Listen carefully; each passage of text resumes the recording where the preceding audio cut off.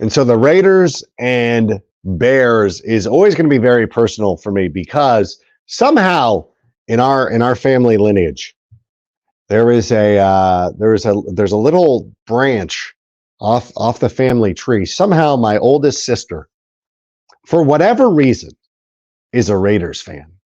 People see it on my Instagram or things like that, and people are like, "Oh my God, your sister's." I'm like, "Yeah, my sister's a Raiders fan." I don't know how this happened. Actually, I do, but I don't want to go into that kind of story. But it is one of the things because I remember as a youngster growing up. Now, a lot of you know I was born in Chicago, the Schaumburg area.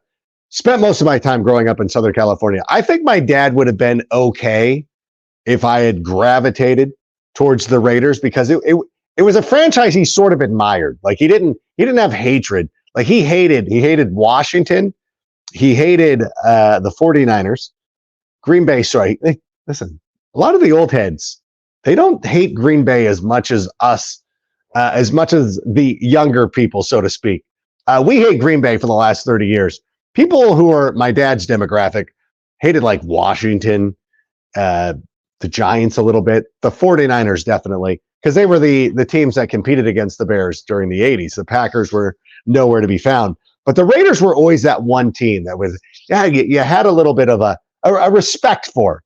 And even as the Bears destroyed like like all the Raiders quarterbacks in 85 got destroyed by the Bears in a home game. And I remember Jim Plunkett was like, "Oh, I wish I was out there." Like, no, you don't.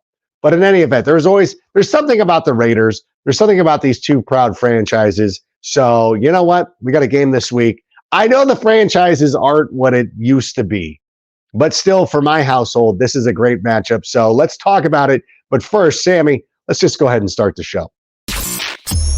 Turn up your volume. Because you're about to listen to The Sick Podcast. It's gonna be sick. Hey, what's up, everybody? I'm off camera. That rolled through a little bit, but I'm searching through my notes. I'll have a couple of things to go through at the end of the show, but I want to dive in to this matchup with the Raiders, and to do that, I wanted to go within our own network. We're going to be bringing on the host of the Raiders recap here on the Sick Podcast. Get the name of the company right, Adam. Hey, listen, let's welcome Josh to the program. Just Josh. He's like Sting. Yes, just sir. Josh. Yes, sir. The one-liners are always the best one, man. You know what? I'm most upset that I feel like I should just go by rank. Like if I could have just dropped the first name and just been rank, because most people call me that anyways. But it's cool. But Josh, how you living? Drake, rank, it all works, man. I'm doing good, man. I'm hearing what you're saying about the Raiders, the Bears.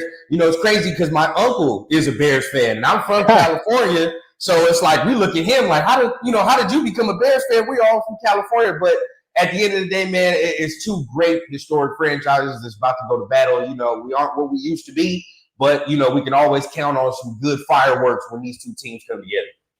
How do you feel about your team right now? Because it hasn't been great, but you've won back-to-back games, even despite some of the not problems, but the injuries to the quarterback position. How are you feeling about your team right now?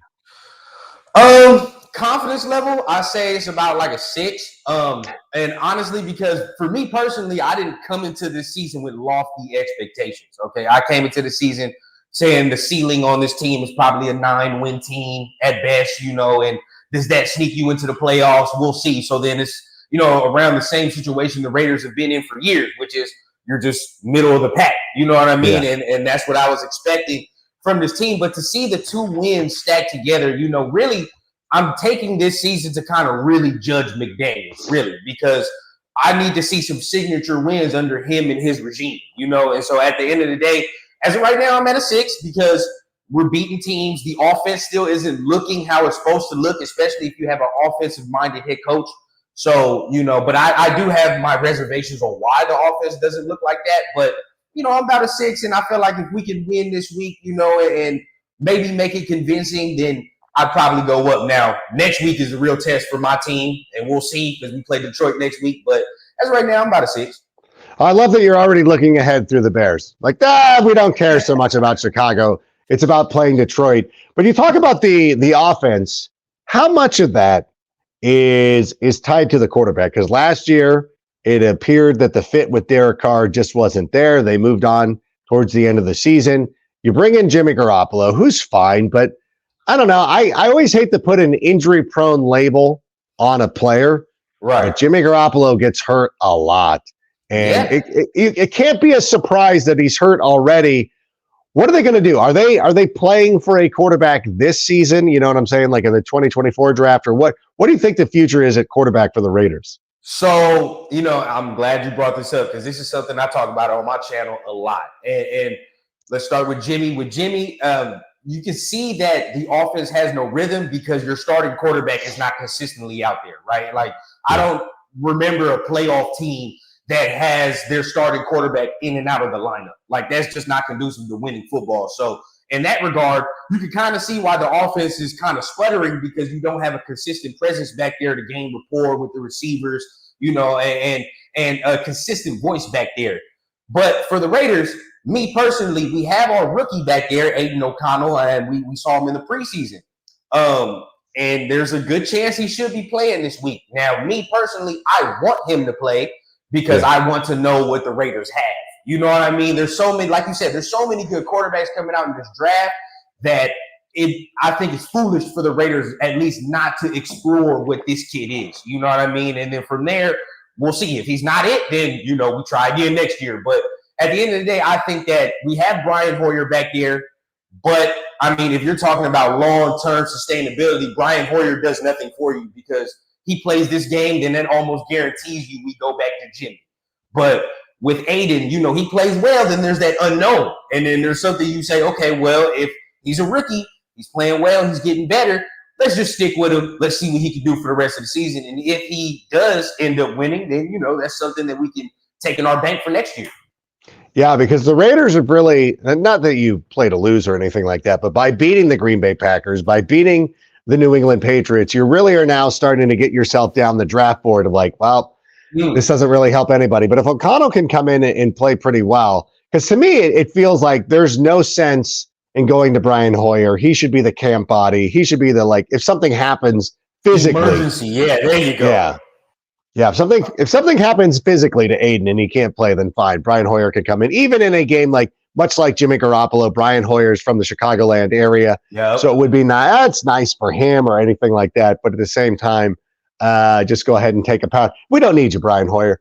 What about Josh Jacobs, though? Like, that's one of the things that's been the most not surprising to me, because he did get back, despite going through some contract disputes. He did get back within reasonable time that I thought he would be more effective. But, man, this guy he's getting the carries, he's getting the attempts, but it feels like the explosiveness is gone. What's happening with Josh Jacobs?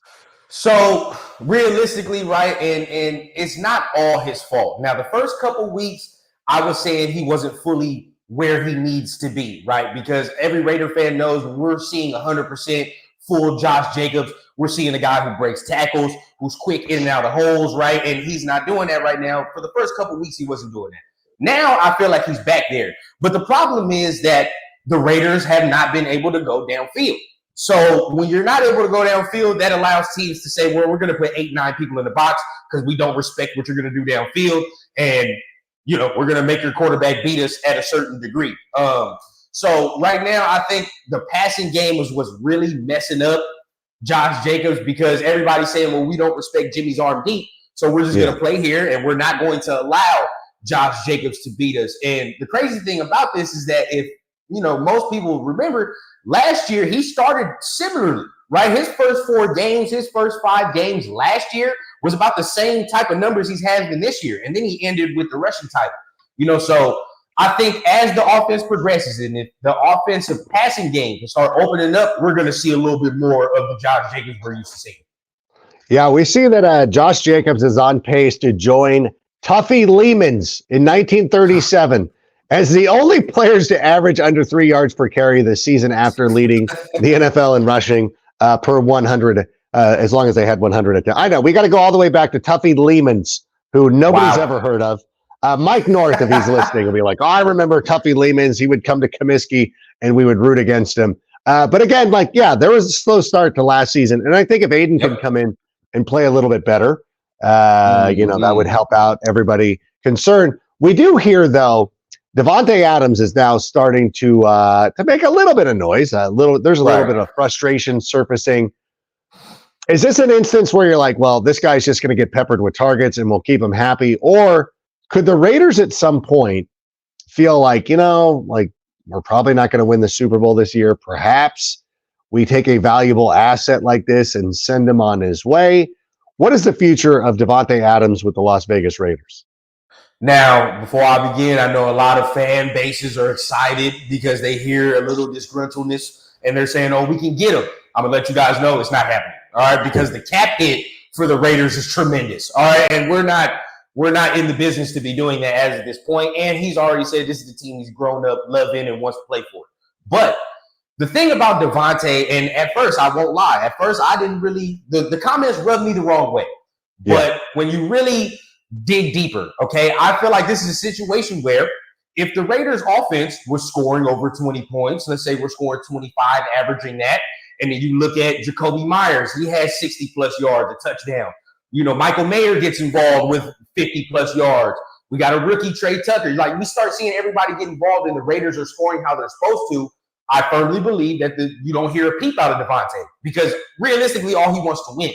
But when you watch Raider games, the Raiders offense is sputtering, right? And he's saying, well, if we're sputtering, I'm obviously the best option. So, let's get it cracking because at the end of the day, he believes that he can be the reason why the Raiders are starting to score over 20 points, right? So, like I said, I feel like if the Raiders were doing what they're supposed to, everybody's getting involved, we spread the wealth, and let's just say, for example, he has those Travis Kelce numbers, 4 catches, 25 yards, 4 touchdowns.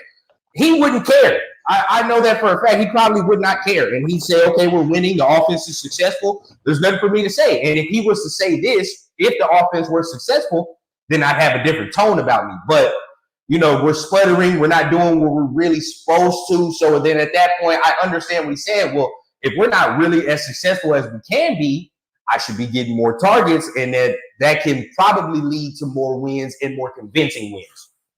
No, and it's the absolute truth. And you hear this from wide receivers all the time. Every wide receiver, it seems at some point, goes through this thing of like, I'm not getting enough targets. What's happening? And then they're flooded with targets. We saw it happen a couple of weeks ago with A.J. Brown, with the Philadelphia Eagles, with a team that was winning.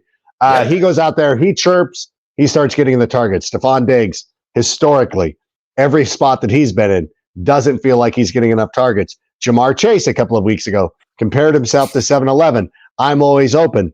So I would anticipate coming into this game that Devante Adams is going to end up being the number 1 wide receiver on the week, especially if you play fantasy football. And so the way I do, you know what I'm saying? Yeah. So it is one of those things. And by the way, Underdog Fantasy is the easiest way to play fantasy football. I don't know if we do the reads, but underdogfantasy.com or Underdog Fantasy, the app, best way to watch or best way to play these games. But I will say this. One guy, there we go. By the way, use the promo code SICK and your first deposit will be matched up to $100 on Underdog Fantasy. They've got a lot of great pick'em games.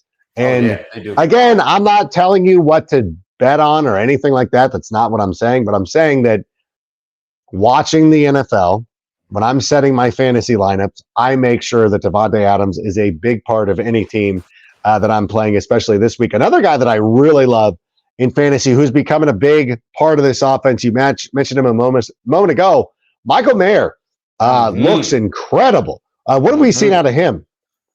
So this is a guy when the Raiders drafted him, and I know a lot of people love Darren Waller, but I said when the Raiders drafted this kid that once he starts getting going, we're going to fall in love with him because just his game is so smooth when you're talking about the route running. Now, he's not as strong in the pass or the run blocking area, right? That's something he needs to improve at, and I think he will improve as he continues his career. He gets stronger, has a nice little offseason, knows what he needs to do. But as far as route running, he has this smoothness about him where he knows how to throttle down in zones, right? He knows how to use his big body and man coverage against smaller defenders to really box them out and get them together. And, anybody that's watched Raiders film, the All-22 film, before last week, he was not really involved, but he was open, right? And these are things we saw consistently throughout the weeks. Before last week, he was open like he was last week. He just wasn't getting the ball, right? So now I think the Raiders started to say, okay, we need to spread the wealth to some guys. And I understand Devante needs targets, but like I said, if we're moving down the field crisp and other people are getting involved, I don't think Devante says anything. Now, where the Raiders are struggling is the red zone. And that's, I don't know if we're going to talk about that, but, if the Raiders end up getting their red zone woes together, everybody's going to be happy. Yeah, that's one of the biggest things that I've noticed, the Raiders not being able to punch it in. Yeah. The Bears, obviously, with the cover two, like they allow teams to move down the field. It's like, can you not just don't let them convert those into touchdowns? I think that's where this game kind of hinges on this week. You're not lying. And I completely agree. The Raiders defense to a degree is like that as well. We're bend but don't break. Maybe get a turnover here and there, something like that. But definitely, when you look at the Raiders last week, we were, I believe, 1 for 6 in the red zone. And I was telling everybody, if the Raiders were at least 3 for 6 in the red zone last week against the Patriots, it would have been a different game, and that's pretty much all the Raiders' wins and losses this year. If you're better in the red zone, it's a different game.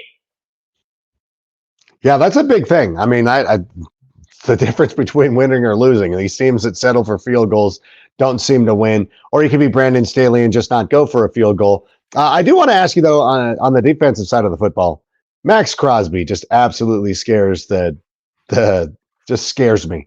That's how great. Like I don't know. I'm sure asking a Raiders fan this question, but it feels like he doesn't get enough respect. It feels like he gets overlooked. We hear about Aaron Donald. We hear about TJ Watt all the time. Nobody talks about Max Crosby, but I feel like he's a bigger game wrecker than those guys right now. Yeah, and obviously I'm a Raiders fan, so I'm going back for my guy.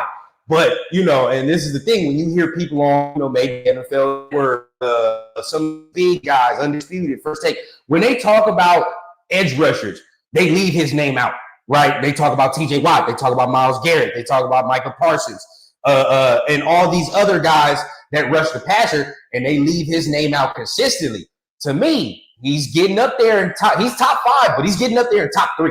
Because he can solo wreck a game. Like, if you're not game planning properly for him, we saw it against Green Bay, right? If you don't game plan properly, he's going to wreck your offensive scheme, right? And this is something that week in, week out, I've seen consistently from him.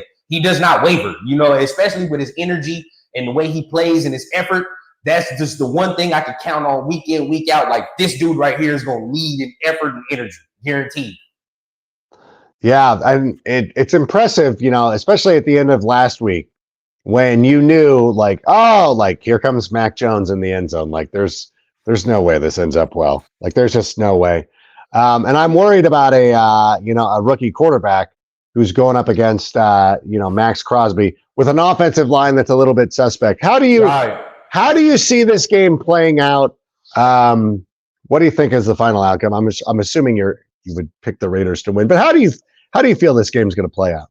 Now, real quick, I want to touch on this too, like you just said about last week at the end, right? And just to keep on Max Crosby, last week, these are plays we're starting to see him now create, right? His first couple years in the league, he was still that dominant, pressure haver where, he tried to get to the quarterback, rush the quarterback, and things that he's doing now. But now he's closing games, and this is the type of impact in his game that's started to evolve now to close games. And now he's starting to become that player. As for the game on Sunday, if Aiden O'Connell plays, I expect just a little bit more of aggressiveness on the offensive side of the ball. Now, does that lead to wins? I would hope so. And, I do think that the Raiders have enough talent, right, to propel them over the Bears at this point because, you guys are injured. There's a couple of pieces you guys are missing as of right now, so I do think the Raiders have certain pieces in place that the Bears don't have that will be able to take advantage. I definitely want to see somewhere like an 11-point win, something like that. For me, that would be good because now I can say we have confidence, but I definitely think the Raiders can pull this game out, definitely win this game, but it's going to take one. We're going to have to stop your guys' rushing attack because we obviously know if Fields is not out there, you're probably going to lean on the rushing attack a little bit more, right? Have DJ Moore under wraps, especially on the little short routes he likes to run that can probably go to the house if we allow him, right? And then defensive side of the ball, I've been seeing, I've been seeing the last couple of weeks, you guys have been getting a nice little decent amount of pressure on the quarterback, right? Last week against Minnesota and the week prior to that, you guys have been getting some pressure. So we're probably going to have to handle your defensive front because our O-line hasn't been the strongest, right? So we're going to have to handle that. You're probably going to bring some blitzes. But if we can get Josh Jacobs going, no turnovers on our side, maybe force you guys into something, I feel the Raiders can squeak this out, in a nice fashion. You were just talking about an 11-point win, and then you talked yourself into squeaking one out. So I love how you're reverse engineering that. But I think a lot of the same things go for the Bears. They got to play a near, even though it's you're not playing like the Kansas City Chiefs, that you still got to play very well to win these games. And I think that with Max Crosby there, with our offensive line having the struggles that they are, they got to get the ball out of the hands of Tyson Bagent like really quick. They got to be able to run the football. As you said, the defense has been playing a lot better, so I hope that they find a way to stop Devante Adams because he's going to be targeted a ton. But we've got DJ Moore as well, and I think it comes down to who uses their wide receiver the best. If the Raiders get the most out of Devante Adams, the Bears are able to really lean on DJ Moore because DJ Moore can do a lot of damage on those yak catches. So it should be pretty interesting. And so I, of course, will take a Bears victory. I know that Josh is going to take a Raiders win. But finally, how can everybody find you? When do you drop podcasts? For anybody that's enjoyed this, we appreciate having you on. Where can we find you? And real quick, I said 11-point win, and then as soon as I said that in my mind, my Raider PTSD popped up, and all of a sudden we're squeaking out a 1-point win. But that's what happens with the Raiders every single time we play a team. We're like, okay, we're supposed to maybe do something with it. We're supposed to beat them. It's a close game, closer than we expect. But if anybody wants to look for me, man, I got 2 shows. This one right here, Raiders Recap. So definitely find me on the Sick Podcast. We release every week, right? Every Monday after the game, right? And then we do something on Thursday to try to preview the game. So definitely go ahead and, tap into this. I also got another channel called The Raider Rundown. So if you want to look at more of my stuff, a little bit more, explicit content over there. So if you really want to go ahead and look at the unfiltered stuff, look at my podcast over there. But definitely subscribe to both of those channels, man. I appreciate you for having me on very much, and I hope we can do this again. Yeah, I would love that, and appreciate it. You're doing great work with the show, and we appreciate you having you on, and bad luck to the Raiders this week. Hey, man, definitely, man. We'll see what happens, but you get yourself some silver and black, man. Your sister got the right idea. You might as well go ahead, man. That's all her. I'm not going to take that from her, but thank you so much for being here. And there he goes, Josh from the Raiders Recap here on the Sick Podcast Network. We appreciate him being on. By the way, if you are not going to the game on Sunday and you're looking for some place to watch it, Game Room Chicago is the best place to watch football games. It's located in the historic Chicago Athletic Hotel, located right across from Millennium Park, and it features everything that you want from a bar. It's got Pop-A-Shot, it's got foosball, it's got all sorts of games, and they have a Michelin-starred chef, Mari Katsumori, and he has a bunch of snack foods. They have beer towers, weekend Bloody Mary bar, signature craft cocktails. Game Room Chicago is the place to be. Listen, you can watch it you can go to the games go watch the games on Saturday. I think it's an 11 a.m. start for you guys. Penn State, Ohio State, go check out those games, Northwestern, whoever you root for in the Big Ten, go check it out at the Game Room Chicago, or Sundays for Chicago Bears games. It is a lot of fun. It's Game Room Chicago. It's interesting. I'm hopeful.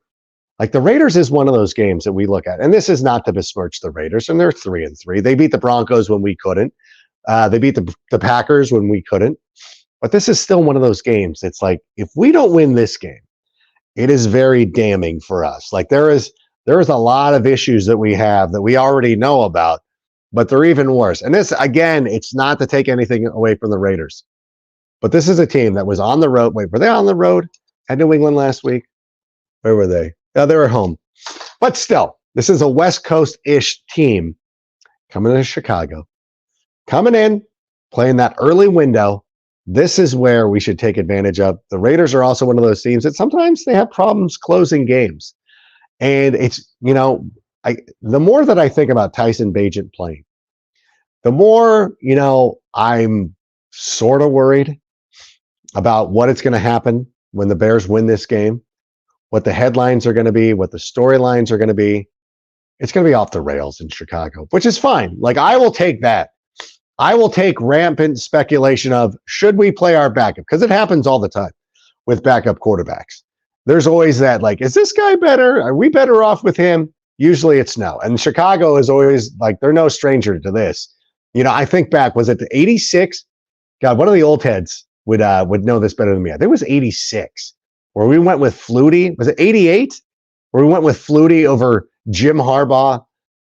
I know, like, if we would have stayed with Jim Harbaugh, we probably would have won another Super Bowl at some point. But I don't know. It's just one of those things. I know I'm getting out over my skis talking about this, but it feels like, even going back to Kyle Orton and Rex Grossman, there are still people who believe that if Kyle Orton had been the quarterback in the Super Bowl, that perhaps things would have been a little bit different. Could he take a snap from center? Maybe.